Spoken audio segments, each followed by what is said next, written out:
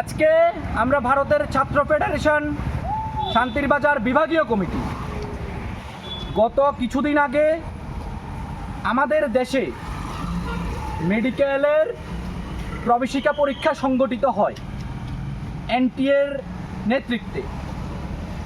কিন্তু আমরা দেখতে পেলাম এনটিএ পরিচালিত এই নিট পরীক্ষার কিছুদিন পরেই খবর আসে সেই নিট পরীক্ষা বাতিল হয়েছে।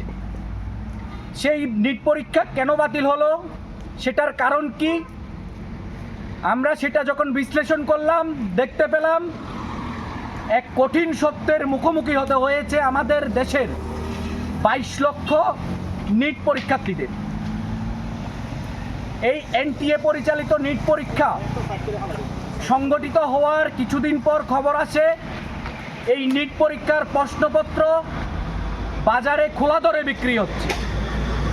আমাদের দেশের যে সকল ছাত্রছাত্রীরা আজকে এই প্রবেশিকা পরীক্ষার মধ্য দিয়ে নিট পরীক্ষার মধ্য দিয়ে মেডিকেলে চিকিৎসা বিজ্ঞান নিয়ে পড়াশোনা করবে এবং আগামী দিনে তারা ডক্টর হয়ে আমাদের দেশের, আমাদের রাজ্যের অর্থাৎ আমাদের সমাজের মানুষের সেবা করবে, এই মানসিকতা নিয়ে যখন তারা তাদের পরিকল্পনা করছিল, জীবনের পরিকল্পনা করছিল, পরীক্ষার প্রিপারেশন নিচ্ছিল, সেই সময় তারা জানতো না যে পরীক্ষার পরবর্তী সময়ে তাদের পরীক্ষার প্রশ্নপত্র ফাঁস হয়ে যাওয়ার কারণে এনটিএ ঘোষণা করবে যে এই পরীক্ষা বাতিল হয়েছে।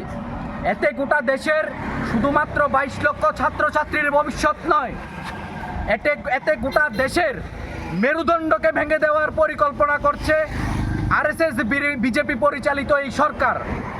গত এক দশক ধরে আমাদের দেশে প্রতিনিয়ত আমরা লক্ষ্য করছি কখনো নেট পরীক্ষা, কখনো নিট পরীক্ষা, কখনো অন্যান্য প্রবেশিকা পরীক্ষার প্রশ্নপত্র ফাঁস হচ্ছে, কখনো চাকরির প্রশ্নপত্র ফাঁস হচ্ছে।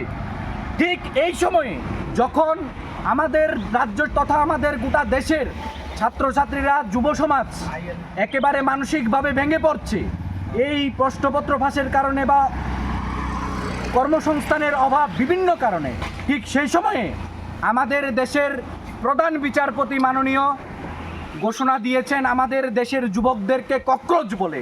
আজকে আমরা পথে নেমেছি, আমরা ককরোচ। মাননীয় প্রধান বিচারপতি যেহেতু বলেছেন আমরা ককরোচ হয়ে, আমরা আজকে ককরোচ হয়ে পথে নেমেছি আমাদের দেশের এই 22 লক্ষ পরীক্ষার্থী ছাত্রছাত্রীর জীবন বাঁচানোর জন্য। আমরা ককরোচ আজকে পথে নেমেছি গরিব ঘরের ছাত্রছাত্রী যারা আছে তাদের বিনামূল্যে শিক্ষার দাবিতে। আজকে আমরা পথে নেমেছি, রাস্তা অবরোধ করেছি। আমাদের দেশের যে সকল গরিব অংশের মানুষ কাজ পাচ্ছে না, খাদ্য পাচ্ছে না, বিভিন্ন কারণে বিভিন্ন জায়গায় কাজের জন্য যেতে হচ্ছে, কাজের জন্য যাওয়ার পরে পরবর্তী সময়ে হেনস্থা হতে হচ্ছে, তাদের পক্ষ নিয়ে আজকে আমরা পথে নেমেছি সাধারণ মানুষের হয়ে। তাই আমরা অনুরোধ করব যে সকল 22 লক্ষ ছাত্রছাত্রী আবার পরীক্ষা দেবে, এটা হতাশ হওয়ারই কথা। তারপরেও আমরা আমাদের ছাত্র সংগঠন ভারতের ছাত্র ফেডারেশন শান্তিরবাজার বিভাগীয় কমিটির তরফ থেকে আবেদন রাখব, আমরা তোমাদের পাশে আছি, আমরা তোমাদের সাথে আছি। মন স্থির করে আবার পরীক্ষার প্রস্তুতি নাও।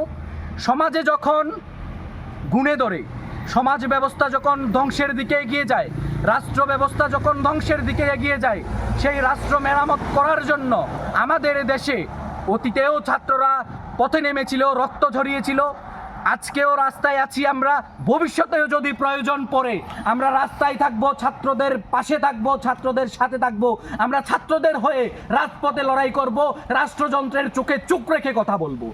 আজকে আমাদের এই বিক্ষোভ কর্মসূচিতে উপস্থিত আছেন আমাদের সংগঠন ভারতের ছাত্র ফেডারেশনের রাজ্য কমিটির সভাপতি কমরেড প্রীতম শীল।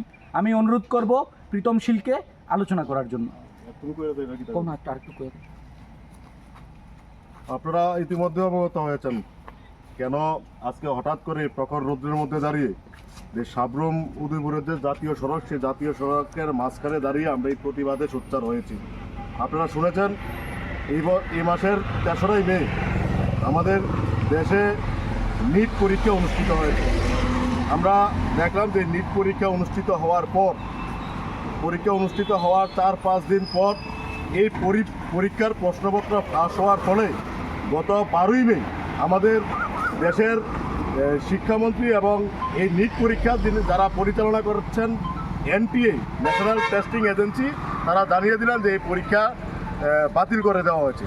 আমরা দেখলাম এই পরীক্ষা বাতিলের ফলে আমাদের এই দেশের 22 লক্ষ ছাত্রছাত্রীর ভবিষ্যৎ আজকে অন্ধকারের দিকে নিমজ্জিত হচ্ছে। এবং ইতিমধ্যে এই পরীক্ষা প্রশ্নপত্র পাশ হওয়ার পর যে পরীক্ষা বাতিল হয়েছে তাকে কেন্দ্র করে সারা দেশের মধ্যে 4 জন ছাত্রছাত্রী ইতিমধ্যে আত্মহত্যার পথ বেছে নিয়েছে। যারা আমাদের সমাজের সেবায় নিজেদের নিযুক্ত করবার জন্য দিন রাত 24 ঘন্টা অক্লান্ত পরিশ্রম করে এই ধরনের পরীক্ষাগুলির মধ্যে ওরা বসার জন্য প্রস্তুতি নেওয়ার পর এবং ওরা বসেছে, ওদের যা খবর যে যারা যারা আত্মহত্যা করেছে ওরা কেউ বলছে তাদের পরিবারের পক্ষ থেকে যে এই বছর 720 নাম্বারের মধ্যে ওরা যদি মানে খারাপ নাম্বারও পায় তাহলে 650 থেকে 660 নাম্বার পাবে। কিন্তু এই পরীক্ষা বাতিলের ফলে হতাশা ওদের বিপর্যস্ত করেছে। পরবর্তী সময়ে ওরা আত্মহত্যার পথ বেছে নিয়েছে। আমরা দেখলাম বিজেপি সরকার এই দেশে প্রতিষ্ঠিত হওয়ার পর 2014 সাল থেকে প্রতিষ্ঠিত হওয়ার পর এই যে এনটিএকে 2017 সালে যখন দায়িত্ব দিয়েছে নিট প্রবেশিকা পরীক্ষাগুলির পরিচালনার জন্য, আমরা দেখলাম এই পর্যন্ত প্রায় 89টা পরীক্ষা আজকে পর্যন্ত এটা ফাঁস হয়ে গেছে। কোনো বিচার হচ্ছে না, তদন্তের জন্য বিভিন্ন কমিটি গঠন করা হয়েছে, তদন্তের কোনো খবর আমাদের সামনে আসেনি।